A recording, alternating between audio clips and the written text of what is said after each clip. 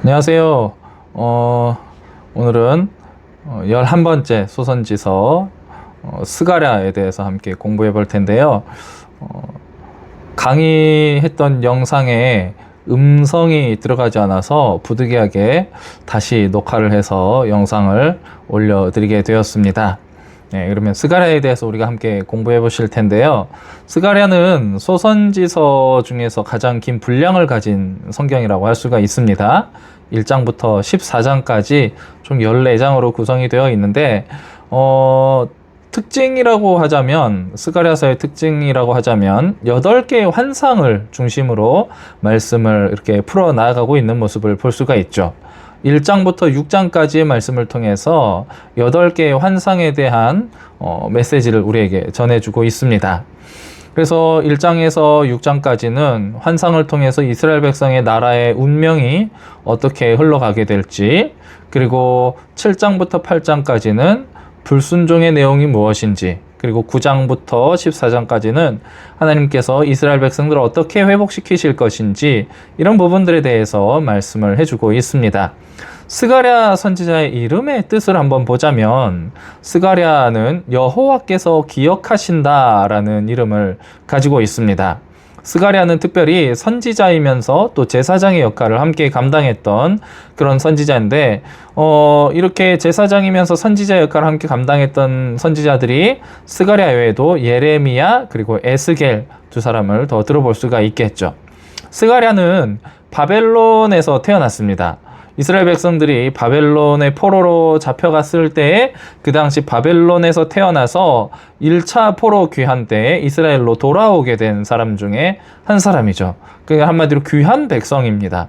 그래서 스가랴는 귀환을 해서 그다음에 이스라엘에서 학개와 그리고 말라기 선지자와 동시대에 활동했던 선지자라고 할 수가 있습니다.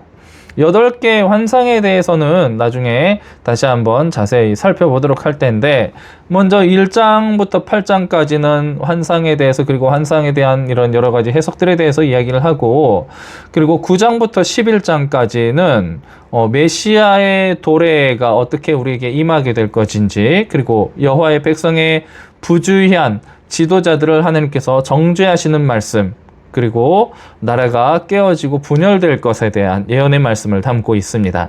그리고 12장부터 14장까지는 여호와 하나님께서 큰 전투를 위해서 그의 백성들을 강하게 하시고 그들을 연단하실 것이다 라는 말씀을 주고 있죠. 그래서 다시 한번 스가랴서를 크게 두 부분으로 정리를 해보자면, 1장에서 8장까지는 귀환한 백성들이 처한 삶의 문제, 그리고 성전 재건에 대한 이야기들 담고 있고, 9장에서 14장까지는 하나님 나라에 관한 예언의 말씀에 대해서 말씀을 해주고 있다라고 볼 수가 있습니다. 스가랴에서는 환상에 대해서도 많이 다루고 있지만, 그 분량에 비해서 이제 메시아에 대한 언급이 다른 책들과는 비교할 수 없을 정도로 참 많다라고 볼 수가 있는데, 그 내용 자체만으로 봐서 분량이 많다라고 하는 게 아니라, 내용의 분량에 비해서 퍼센테이지가 다른 성경하고 비교를 해봤을 때 압도적으로 메시아에 대한 언급이 많이 기록이 되어 있다라고 볼 수가 있습니다. 그래서 메시아 구절 인용에 있어서는 특별히 신약 성경에서 압도적으로 스가랴서의 말씀을 인용하는 부분들이 많이 다루어지고 있음을 우리가 볼 수가 있죠. 스가랴 선지자는 학개 선지자와 동시대 선지자로서, 특별히 학개 선지자 우리 지난주에 함께 공부를 했었죠. 학개 선지자는 시작되지 않은 성전 건축을 독려하는 그런 말씀을 했죠. 그래서 새롭게 지어질 성전에서 메시아 영광에 대해서 예언을 하고, 그리고 스룹바벨을 통해서 메시아가 올 것을 내다보았다라는 측면에서 우리가 학개서를 볼 수가 있다면, 스가랴서는 이제 학개보다 2달 늦게 하나님 말씀을 선포하게 된 선지자인데, 성전 공사가 마무리될 수 있도록 격려한 말씀이다. 그리고 메시아가 단지 이 땅에 오실 것에 대한 예언을 넘어서 어떠한 모습으로 오실 것인지, 그리고 어떠한 모습으로 구속 사역을 이루어 가실지를 이제 스가랴서는 구체적으로 예언을 하는 모습을 볼 수가 있습니다. 스가랴 선지자는 이제 유력한 제사장 가문에서 태어나서 스룹바벨이나 대제사장, 그 당시에 성전 재건을 이 지도층에서 이끌어갔던 이 두 사람, 스룹바벨과 대제사장 여호수아와 쉽게 만날 수가 있었던 그러한 지도자층의 사람이었다는 거죠. 근데 흥미로운 것은 스가랴와 그의 아버지 그리고 할아버지의 이름을 한번 살펴보고 싶은데, 스가랴는 아까 말씀드렸듯이 여호와는 기억하신다라는 뜻을 가지고 있고, 그의 아버지는 이또라는 사람인데, 이또라는 이름은 정해진 시간이 되면이라는 뜻을 가지고 있습니다.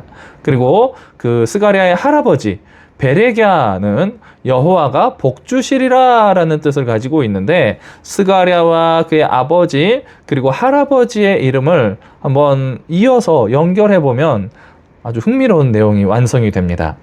여호와는 기억하시는 분이시기 때문에 정해진 시간이 되면 복을 주실 것이다. 이름을 통해서 하나님이 놀라운 은혜를 우리에게 주시는 모습을 볼 수가 있죠.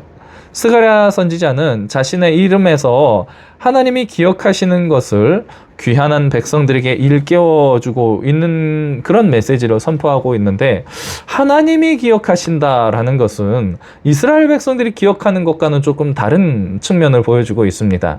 이스라엘 백성들은 이제 학개를 통해서 그리고 스가랴를 통해서 주어진 이스라엘 성전, 예루살렘 성전이 재건되는 모습들을 바라보면서 과거에 화려했던 솔로몬 성전을 기억하지만, 하나님이 기억하시는 것은 사람의 손으로 만들어진 그 솔로몬 성전이나 이런 화려한 인간의 손을 통해서 만들어진 성전을 기억하시는 것이 아니고, 하나님은 태초에 세상을 창조하시면서 사람을 두었던 에덴 동산, 무너진 그 에덴 동산을 새롭게 다시 회복하실 메시아를 보내주시겠다는 약속에 대한 기억이라는 거죠. 결국 하나님은 스가랴 선지자를 통하여서 성전을 재건하도록 하시면서 이 성전 재건을 통해서 궁극적으로 바라보아야 할 것이 무엇인지를 기억을 통하여서 다시 한번 떠올릴 수 있도록 해주신다는 거죠.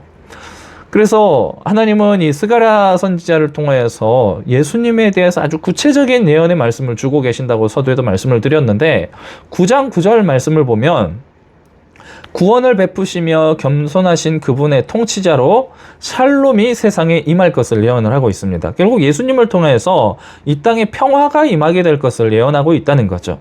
그리고 11장 12절에서는 예수님이 은 30에 팔려가실 것에 대해서, 그리고 12장 10절에서는 백성들이 찔림받은 그를 보고 통곡하는 모습을 예언하고 있습니다.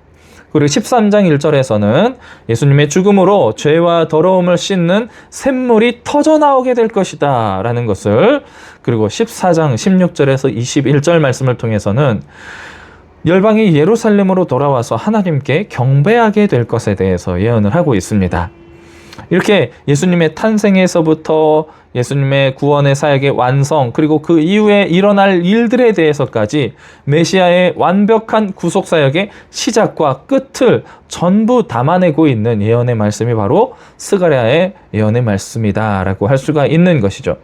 당시 귀환한 이스라엘 백성들은 이제 학개 선지자를 통해서 새롭게 시작된 성전 재건축을 통해서 매우 흥분되어 있는 그런 상태였다는 거죠.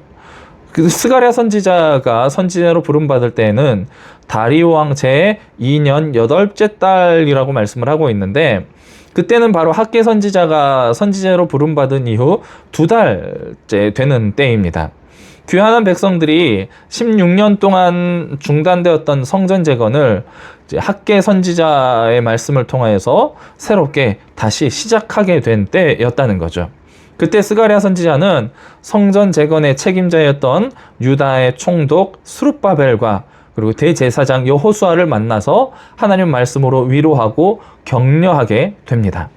스가랴는 자신이 본 환상을 성전 재건의 주요 인물인 대제사장 여호수아와 그리고 유다 총독 스룹바벨에게 그 환상의 내용을 전하면서 격려하고 위로하고 그들을 세워주게 되는 것이죠. 스가랴 선지자가 이 8개의 환상을 본 기간에 대해서 대부분의 학자들은 하룻밤 만에 환상을 보았다라고 이야기를 합니다. 여러분 혹시 여러분 어젯밤에 꿈을 꾸셨습니까? 그 꾸신 꿈에 대해서 다 기억을 하고 계시나요? 우리는 꿈을 꾸었다는 사실에 대해서는 기억하지만 그 꿈에 대해서는 기억을 잘 하지 못할 때가 많죠. 꿈을 꾸긴 꿨는데 그 내용이 뭔지 잊어버릴 때가 참 많아요. 스가랴 선지자는 하룻밤 만에 8개의 꿈을 환상을 보고 그리고 하나님께서 그에게 모든 것을 다 기억하게 하시는 놀라운 기억의 은혜를 주신 것을 우리가 살펴볼 수가 있습니다. 한 2개, 3개, 서너 개까지는 기억을 할 수 있을 건데 8개의 꿈을 모두 기억하고 기록했다는 것은 아마도 이 스가랴 선지자가 천재가 아니었을까. 하나님께서 기억의 은혜를 주셨다라는 것을 우리가 생각해 볼 수가 있는 것이죠. 8개의 환상의 내용을 한번 차근차근 살펴보자면 먼저 첫 번째로 보여주신 환상이 1장 7절에서 17절 말씀을 통해서 보여지는 붉은 말을 타고 화석류 나무 사이에 선 여호와의 천사에 대한 그런 환상이 보여집니다. 여호와의 천사를 통해서 스가랴 선지자가 들은 말씀이 뭡니까? 예루살렘이 이전처럼 회복되어 다시 풍부하게 될 것이라는 위로의 말씀을 하나님께서 주시면서 이 환상을 시작하시는 것을 보게 됩니다. 이렇게 위로로 시작하는 환상을 통해서 두 번째 이어진 환상은 4뿔과 4명의 대장장이가 등장하는데 1장 18절에서 21절 말씀이죠. 뿔의 정체는 이스라엘과 예루살렘을 흩뜨러뜨리는 이스라엘을 공격하는 세력이라는 것이죠. 그리고 대장장이 4명은 이 4개의 뿔을 제거해서 더 이상 이스라엘이 흩어지지 않도록 이스라엘이 공격으로부터 안전할 수 있도록 지켜주고 주는 그러한 역할을 하는 자들입니다. 이스라엘을 대적하고 핍박했던 세력을 하나님께서 멸해 주실 것이라는 예언의 말씀이죠. 결국 이스라엘의 회복에 대한 예언이라고 할 수가 있을 것입니다. 이 8개 환상에 대해서 하나하나 좀 자세히 살펴보자면 참 많은 시간을 할애할 수밖에 없는데 오늘 이 시간에는 각 환상의 간단한 개략적인 내용만 살펴보고 넘어가도록 하겠습니다. 세 번째 환상은 바로 측량줄을 잡은 사람에 대한 환상이죠. 2장 1절에서 13절 말씀인데 이 측량줄에 대한 환상은 하나님께서 예루살렘을 재건하시겠다라는 의미입니다. 천사가 스가랴 선지자에게 예루살렘은 사람과 가축이 많고 성곽이 따로 필요 없는 곳이 될 것이다 라고 말씀을 하고 있는데 이것은 많은 나라가 여호와의 백성이 된다는 뜻이죠. 2장 5절 말씀을 보면 불로 둘러싼 성곽이 된다라고 말씀을 하고 있는데 그것은 하나님께서 이 예루살렘을 친히 지켜주시겠다라는 말씀입니다. 여러분 아담과 하와가 에덴 동산에서 쫓겨난 이후에 하나님께서 에덴 동산을 뭘 통해서 지키십니까? 바로 불칼을 통해서 하나님께서 에덴 동산을 지키시는 모습 우리가 창세기를 통해서 기억하고 있지 않습니까? 그것처럼 하나님께서 이 예루살렘을 친히 지키시고 그 가운데서 하나님이 영광이 되시겠다라는 말씀을 주시는데 하나님이 이스라엘 가운데서 영광이 되시겠다. 무슨 말입니까? 바로 하나님이 그들과 함께 하시는 복을 주시겠다. 임마누엘의 축복에 대한 예언의 말씀을 측량줄을 잡은 사람을 통해서 보여주고 있는 것입니다. 네 번째 환상인데 이 네 번째 환상은 너무나도 중요하기 때문에 마무리를 하면서 이 강의를 마치면서 다시 한번 그 내용을 자세하게 정리를 해드리겠습니다. 이 네 번째 환상은 여호와의 천사 앞에 선 대제사장 여호수아의 환상이죠. 3장 1절에서 10절 말씀인데 여호수아가 더러운 옷을 입고 있습니다. 근데 그 모습을 보고 사탄이 하나님 앞에 고발을 하죠. 하나님은 그런데 사탄의 고발을 듣고 여호수아의 더러운 옷을 벗기시죠. 그리고 대신 아름다운 옷, 깨끗한 옷을 입히시고 머리에 정결한 관까지 씌워주십니다. 그리고 여호수아에게 뭐라고 말씀하십니까? 하나님의 도와 규례를 행하라 라고 말씀하시죠.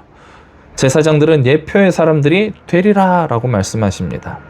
그리고 이어서 싹을 나게 하신다라고 말씀하시면서 예수님께서 이 여호수아가 앞으로 장차 임하게 되실 메시아를 예표하는 모습으로 너희 앞에 먼저 서게 되었다라는 것입니다. 다섯 번째 예언의 말씀은 순근 등전 때와 두 감람나무에 대한 예언이죠. 4장 1절에서 14절 말씀인데 이 두 감람나무는 스룹바벨과 여호수아를 의미합니다. 당시 성전을 재건하기 위해 가장 앞에서 중추적인 역할을 했던 두 사람이죠. 두 사람은 성전 재건의 주역으로서 사람의 힘과 능력, 결국 여호수아, 스룹바벨 두 사람이 가진 개인적인 힘과 능력이 아니라 오직 하나님이 부어주시는 성령의 능력으로 이 일을 감당하게 될 것이다 라는 것이죠. 여섯 번째 예언의 말씀은 날아가는 두루마리에 대한 예언입니다. 5장 1절에서 4절 말씀인데 크기를 보면 길이가 9m 그리고 넓이가 4.5m에 달하는 큰 두루마리입니다. 이 두루마리는 펼쳐진 채 날아가다가 어떤 사람들의 집으로 들어가요. 도둑질한 자 그리고 여호와의 이름으로 망령되이 맹세한 자의 집에 들어가서 그 집을 완전히 불사르는 환상이 나타나는데 무슨 말일까요? 이 두루마리는 하나님께서 그들의 죄악을 기록한 두루마리라는 거예요. 거짓된 자들, 죄악을 저지른 자들, 여호와 이름을 망령되이 맹세한 자들, 도둑질한 자들, 이들의 집을 들어가서 그들의 죄를 다 불사르는 심판의 도구로 하나님께서 쓰임받게 되는 두루마리를 보여주시는 거죠. 일곱 번째 환상입니다. 에바 안에 앉은 여인인데 5장 5절에서 11절 말씀을 통해서 나타나고 있죠. 에바는 곡식의 양을 재는 측량 단위예요. 그래서 곡식을 재는 데 사용되고 그 곡식을 담아놓는 그릇으로도 쓰이는 거죠. 이 에바에 여인이 앉았다라는 것은 이 여인이 에바 속에 들어가 있는 악을 의미하는 거, 죄악을. 그리고 그 뚜껑이 납으로 되어 있습니다. 이 여인이 바깥으로 나오려고 할 때 하나님께서 그 여인이 나오지 못하도록 뚜껑으로 누르는 상태에서 그 다른 두 여인이 그 에바 광주리를 어떻게 합니까? 신할 땅으로 옮겨버리죠. 악이 더 이상 이스라엘 안에서 활개치지 못하도록 하나님께서 이스라엘 안에서 악을 제거해 버리시겠다. 저 먼 곳으로 옮겨버리겠다라는 것을 의미하는 것이죠. 마지막 여덟 번째 환상은 네 병거와 네 말들이 나타나는데 6장 1절에서 8절이죠. 그 네 개의 병거는 네 바람으로 주님 앞에 있다가 나가게 됩니다. 이것은 하나님이 열방을 벌하시고 심판하실 원수를 갚으시겠다는 것을 보여주고 예표하는 예언이라고 할 수가 있습니다. 이 8개의 환상이 각자 짝을 이루고 있어요. 어떻게 짝을 이루고 있냐면 첫 번째 환상과 여덟 번째 환상, 이 1번과 이 8번, 여덟 번째 환상이 어떤 내용입니까? 두 환상 모두 말이 등장하죠. 그리고 이스라엘을 구원하시겠다라는 하나님의 계획이 드러나는 공통점을 가지고 있습니다. 자, 그러면 몇 번과 몇 번이 또 짝을 이룰까요? 바로 2번과 7번. 두 번째와 일곱 번째 환상이 하나님께서 너희들 안에서 악을 제거해버리겠다라는 그런 공통점을 가지고 있고, 그리고 세 번째와 여섯 번째 환상은 예루살렘이 바로 하나님이 거하시는 영광스러운 곳이 될 것이라는 공통점을, 그리고 마지막으로 네 번째와 다섯 번째 환상은 새로운 시대의 지도자인 여호수아와 스룹바벨에 대한 이러한 예언의 말씀이 공통적으로 들어있다라고 볼 수가 있습니다. 이렇게 환상의 순서와 내용도 중요한데 스가랴 선지자가 환상을 보고 난 이후에 어떻게 행동했는지 그 결말을 우리가 살펴보는 것도 매우 중요하다고 할 수가 있습니다. 환상을 봤다고 주장하는 사람들이 주변에 참 많이 있습니다. 그들은 자기의 환상에 대한, 자기가 보았던 그리고 자기가 꾸었던 꿈에 대해서 이야기를 하면서 어떤 모습을 보이냐면 대부분의 사람들은 자신의 신령함을 드러내는 경우가 참 많아요. 영적 수준이 나는 너희들과 다르다. 나는 되게 높은 영적 수준을 가지고 있다라고 여기면서 다른 사람들, 특별히 환상을 보지 못했던 다른 사람들을 영적 수준이 낮은 것처럼 좀 얕보는 그런 경향이 많이 있죠. 그런 사람들의 말을 들어보면, 잘 들어보면 어떤 여러 부분에 있어서 성경이 말하는 바와 좀 다른 이야기를 하는 경우가 되게 많습니다. 이렇게 자신을 남들보다 신령한 모습으로 보여지기 위해서 내가 보지 않은 것들, 그리고 듣지 못했던 것들에 대해서 이야기를 하는 사람들은 하나님께서 그래도 반드시 심판하실 거예요. 이렇게 우리가 그래서 환상을 보았냐 못 보았냐, 이게 우리 신앙의 기준이 되어서는 안 되고, 하나님의 말씀이 기준이 되어야 한다는 것이죠.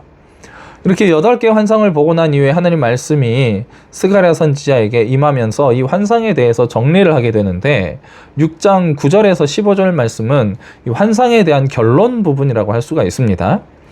바벨론에서 귀환한 헬데, 도비야, 여디야 세 사람으로부터 은과 금을 취한 다음 스바냐의 아들 요시야에게서 취하라 라는 말씀을 하나님께서 하시는데, 여기에서 나오는 네 사람 있죠. 헬데, 도비야, 여디야, 요시야, 이 네 사람은 어떤 사람들인가 하면 성전 재건에 필요한 물자를 제공하고 그리고 조달하는 데 큰 역할을 했던, 성전 재건에 아주 중추적인 역할을 감당했던 사람들이라는 거예요. 그리고 이어서 스가랴 선지자는 이 네 사람에게서 받은 은과 금으로 면류관을 만들어 대제사장 여호수아의 머리에 씌우라라고 6장 9절에서 11절 말씀을 통해서 말씀하시는데, 여기서 이제 개역 개정 우리 한글 성경으로 번역될 때는 면류관 하나로 번역이 되어 있지만 히브리 원문을 보면 이 면류관 하나가 아니고 복수로 기록이 되어 있어요. 그래서 면류관들이라는 거죠. 원래 제사장들은 머리에 터번 같은 천으로 만들어진 그런 두건을 씁니다. 근데 이것을 여러 개를 씌워주겠다. 제사장이 머리에 쓰는 이 두건은 제사장의 영광과 그리고 존귀함을 상징하고 있습니다. 그래서 대제사장 여호수아는 메시아이신 예수 그리스도를 예표하는 사람이 될 것이라고 앞서도 3장 8절에서도 예언을 하고 있는데, 요한계시록 19장 말씀을 보면 또 백마를 타고 계신 분이 머리에 많은 관을 쓰고 계신다라는 모습을 보여주고 있어요. 그분이 어떤 분이에요? 만왕의 왕이시고 만주의 주로 불리시는 분이다라고 요한계시록이 등장을 하고 있죠. 대제사장 여호수아가 쓴 이 면류관은 메시아의 모습을 상징하는 것으로 해석되어진다라고 볼 수가 있습니다. 그래서 스가랴 선지자는 대제사장 여호수아의 머리에 관을 씌우면서 이렇게 말을 해요. 6장 12절 말씀인데 매우 중요한 말씀입니다. 보라, 싹이라 이름하는 사람이 자기 곳에서 돋아나서 여호와의 전을 건축하리라. 이렇게 6장 12절 말씀에서 우리가 주목해야 보아야 할 부분이 세 군데가 있습니다. 먼저 첫 번째, 싹이라는 단어예요. 싹이 가리키는 대상은 바로 스룹바벨인데요. 이 스룹바벨은 여호와의 성전 재건의 실질적인 일을 감당하게 될 아주 중요한 인물이죠. 일찍이 예레미야 선지자는 예레미야서 23장 5절 그리고 33장 15절 말씀을 통해서 하나님이 다윗의 혀를 통해서 한 의로운 싹을 나게 하시고 그가 공의와 정의를 행하게 될 것이라는 것을 예언하고 있다는 거죠. 이 싹이 가리키는 것은 스룹바벨이라는 사람에서 그치지 않고 앞으로 오실 메시아까지 포함해서 가리키는 말씀이라는 거예요. 그래서 스룹바벨은 앞으로 영원한 공의와 정의를 행하게 될 메시아이신 예수 그리스도를 예표하는 사람으로 그 당시에 쓰임받는 사람이었다라는 거죠. 그 다음 주목해야 보아야 할 단어는 바로 자기 곳이라는 단어입니다. 히브리어로 마타흐타브라고 하는데 자기 곳에서 돋아난다라고 말씀하고 있죠. 이 마타흐타브라는 단어가 문자적인 뜻은 바로 그 밑에서부터라는 뜻을 가지고 있어요. 우리나라 말로 자기 곳이라고 말을 하지만 원래는 그 밑에서부터, 무슨 말입니까? 미가서 5장 2절 말씀은 예수님께서 베들레헴이라는 동네에서 태어나실 것에 대해서 예언을 하고 있는데, 이 스가랴 6장 12절 말씀에서 이야기하는 자기 곳에서부터라는 말은 예수님이 그 밑에서부터라는 곳으로서 베들레헴이라는 동네에서도 가장 낮고 가장 천한 그 밑에 아랫자리에서 낮아진 모습에서 태어나시게 될 것이다 라는 것을 보여주고 있는 말씀이라는 거죠. 그리고 마지막으로는 여호와의 전을 건축하리라 라는 말씀입니다. 메시아가 건축하실 여호와의 전이 무엇이겠습니까? 바로 예수님이 자신의 성전된 몸을 통해서 구원의 사역을 완전하게 이루실 것에 대한 말씀이라는 거예요. 인간의 죄를 대속하기 위해서 성전 되신 예수님께서 십자가에서 죽음을 맞이하고 부활하셔서 영광을 얻으시게 될 거라는 거죠.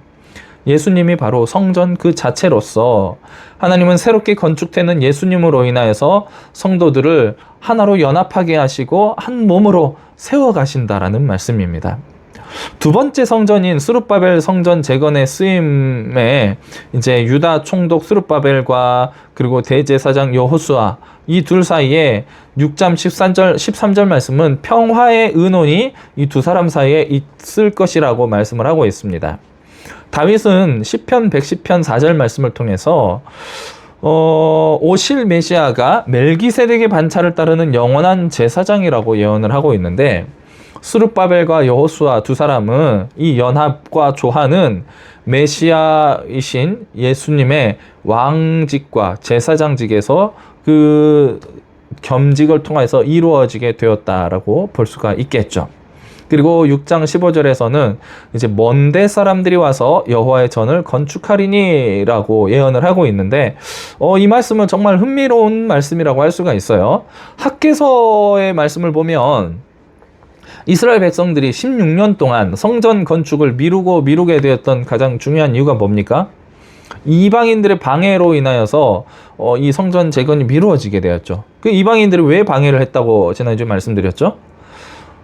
이스라엘 백성들이 이제 귀환을 해서 우리 이스라엘 백성들의 정체성으로 세우게 된 성전인데, 그 당시에 아수르를 통해서 사마리아의 땅에 정착하게 되었던 이방인들이 우리도 이 성전 건축을 돕겠다라고 하면서, 우리도 이곳에 이주하면서부터 여호와 하나님을 예배했다라고 하면서 손을 더 보태려고 했을 때 이 이스라엘 백성들이 이방인의 도움을 거절을 하죠.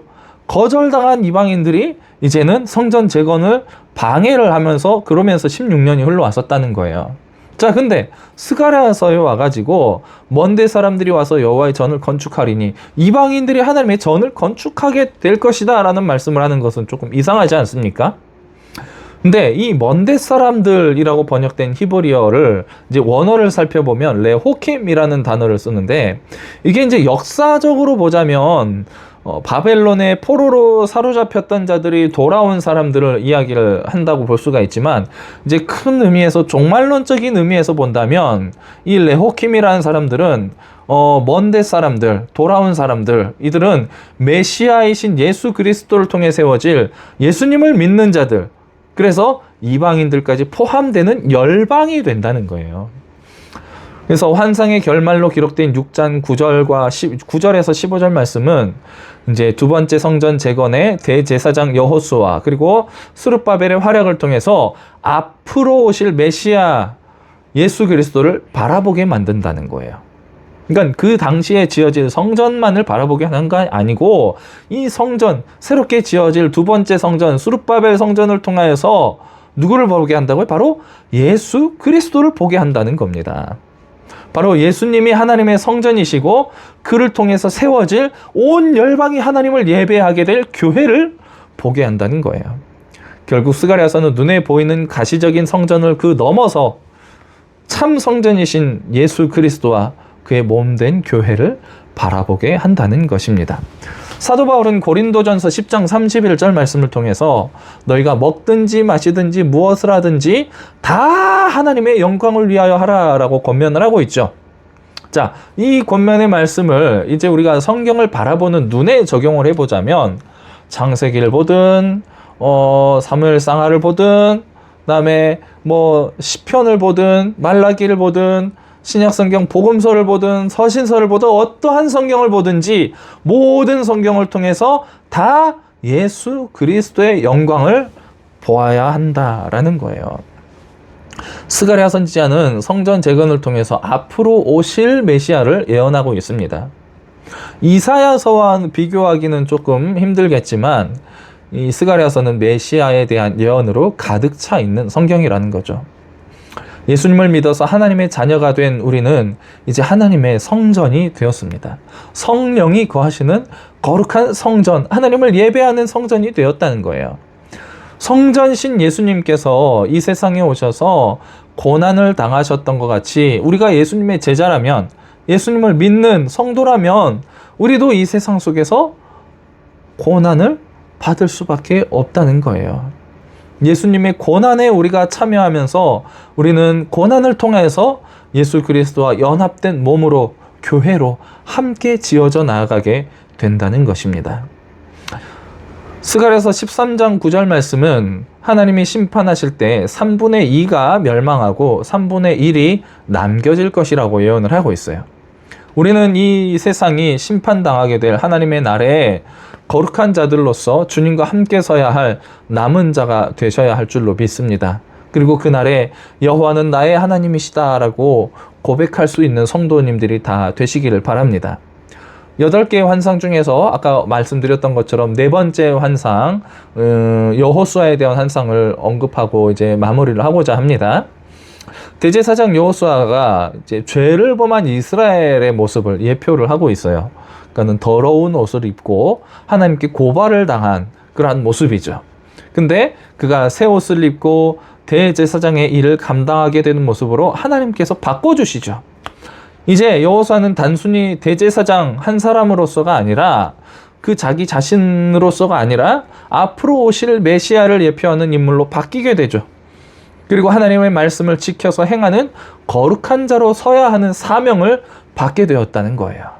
메시아이신 예수님은 십자가에 달리심으로 인하여서 우리의 죄를 담당하시고 우리가 죄에 죽고 의에 살 수 있도록 우리를 의의 길로 인도해 주셨습니다. 우리가 예수님을 믿어서 죄에 죽고 의에 대해서 살게 되었다. 이게 무슨 말일까요? 예수님을 믿기 전에는 우리가 하나님의 원수로서 우리가 아무리 선한 일들을 많이 행한다 해도 그 일들이 하나님 앞에서 의가 될 수가 없다는 거예요. 하나님 앞에서 법적으로 죄인인 자들이 행하는 모든 행위는 다 죄가 될 수밖에 없다는 거예요. 그런데 이제는 우리가 예수님을 믿음으로 인해서 하나님께 칭의를 받았고 의롭다 여김을 받았고 하나님의 자녀로 거듭나는 중생을 경험함으로 인하여서 이제는 우리의 행위가 하나님을 기쁘시게 해드릴 수 있는 의로운 행위가 가능해졌다는 거죠. 그래서 이제는 우리가 하나님의 말씀을 지켜서 행하는 거룩한 자의 삶을 살아갈 수 있게 되었다는 거예요. 이제는 단순히 우리가 예수님의 징계를 받음으로 인해서 이제 우리가 평화를 누리게 되었다는 것이 그냥 관념적인 어떤 느낌적인 그러한 믿음이 되어서는 안 된다는 거예요. 예수님이 채찍에 맞음으로 인해서 우리가 나음을 입었다라는 것이 그냥 그러니까 나는 의인이구나 라는 것이 아니고 실제적으로 내 삶 속에 내 삶이 정말로 하나님의 구원받은 자로서 합당한 의의 열매를 맺어 나아가면서 예수 그리스도의 고난에 동참하면서 내 회복을 경험하고 나의 나음을 경험하고 하나님 주신 평화를 누리면서 살아가야 한다는 것입니다. 제사장의 삶에 있어서 가장 중요한 게 뭘까요? 그것은 바로 거룩과 성결이라고 할 수가 있습니다. 제사장이 예배를 이렇게 제사를 집도하는 그 과정을 실수 없이 잘 집도한다고 해서 훌륭한 제사장이라는 게 아니죠. 구약시대에 짐승을 잡아서 제사를 드릴 때 짐승의 각을 어떻게 아름답게 뜨고 피를 어떻게 아름답게 뿌리고 또 이 고기를 맛있게 잘 굽는 게 좋은 제사장의 역할이 아니라는 거예요. 오늘날 목사님들을 적용을 해보자면 오늘날 목회적인 필요에 대해서 많은 목사님들이 이제 다시 복음으로 돌아가서 위로와 공감만을 말을 할 게 아니고 복을 말을 할 게 아니고 정말로 회개에 대해서 선포해야 될 때다라고 이야기를 하는 목사님들이 많습니다. 맞습니다. 정말 이 시대에는 회개에 대한 설교가 필요해요. 말씀이 필요해요. 그런데 저는 그보다도 더 중요한 것이 바로 목회자의 삶이라고 생각합니다. 목회자가 아무리 강단에서 회개에 대해서 성령에 대해서 막 선포를 한다 할지라도 강단의 모습과 삶의 모습이 다르면 어떤 성도가 어떤 세상 사람들이 그 말씀을 통하여서 예수님을 볼 수가 있겠습니까? 오늘 많은 성도들도 회개에 대한 메시지가 필요하다라고 말을 하지만 메시지가 중요한 게 아니고 그 메시지에 합당한 삶이 중요하다는 거예요. 오늘날 이 시대에는 정말 거룩한 삶이 공의와 정의가 나타나는 삶이 더욱더 절실하게 요구되어지는 시대라는 것입니다. 우리는 이전에 예수님을 믿기 전에는 검게 타서 그을린 새카만 나무와 같은 모습이었습니다. 오물을 뒤집어 써서 너무나 더러운 자의 모습이었죠. 그런데 하나님의 은혜로 이제 새 생명을 얻게 되었습니다. 그럼에도 불구하고 우리는 신분이 변화되었지 하나님께 의롭다 칭함을 받은 것이지 우리의 본질이 의롭게 변화된 게 절대 아니라는 거예요. 아직도 우리 안에는 여전히 더러운 죄의 뿌리가 있고 죄의 본성이 남아있어서 이것들이 수시로 나를 공격하고 무너뜨리고 있다는 거죠. 사탄이 여호수아를 하나님 앞에 고발했던 것처럼 역겨운 오물처럼 더럽혀진 옷을 입고 우리들을 오늘도 지금 이 시간도 하나님 앞에 고발하고 있다는 거예요. 그런 사탄은 정당한 고발을 하고 있습니다. 하지만 하나님은 예수를 믿는 믿음 안에서 우리를 택하시고 우리의 죄를 용서해 주셨습니다.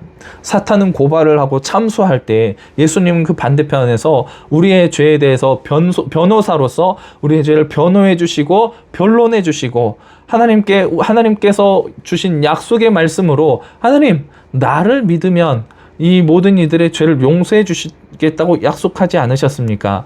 이 친구는 나를 믿고 내 이름으로 하나님께 지금 회개하고 용서를 구합니다. 그에 합당한 회개에 합당한 열매를 맺어가는 삶을 살아가고자 노력하며 기도하고 있습니다. 라고 우리를 위해서 변호하시고 충고하신다는 거예요. 이 예수님을 통하여서 우리는 구원의 확신을 갖고 믿음으로 살아갈 수 있게 된다는 거예요. 우리는 하나님이 베풀어 주신 은혜로 하나님 앞에 의로운 존재라고 칭함을 받아서 새로운 존재로 이제 서게 되었습니다.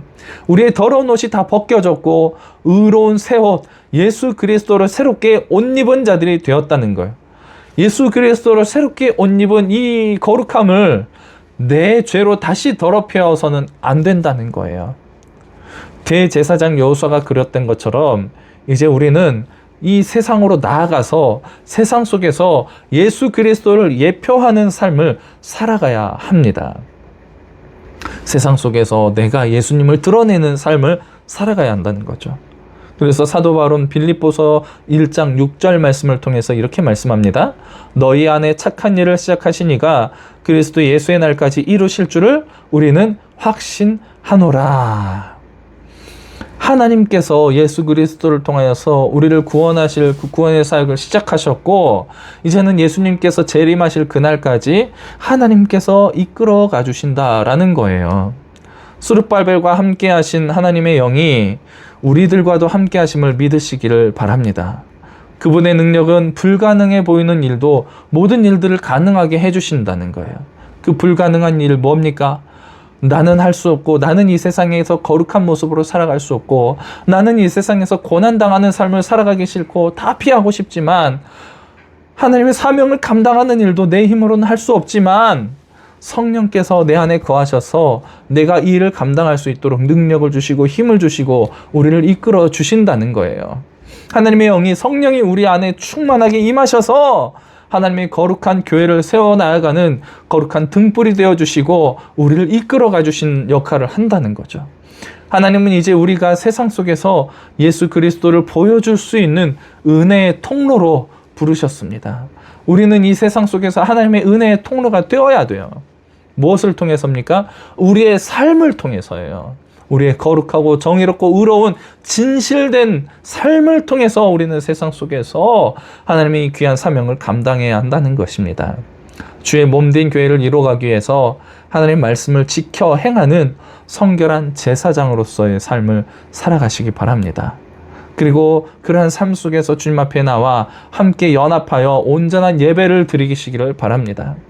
하나님의 영, 거룩하신 성령을 힘입어서 불가능한 현실과 상황을 뛰어넘고 맡겨주신 믿음의 사역, 복음의 사역을 믿음으로 감당하시면서 승리하는 삶을 살아갈 수 있는 저 여러분의 삶이 다 되시기를 축복합니다.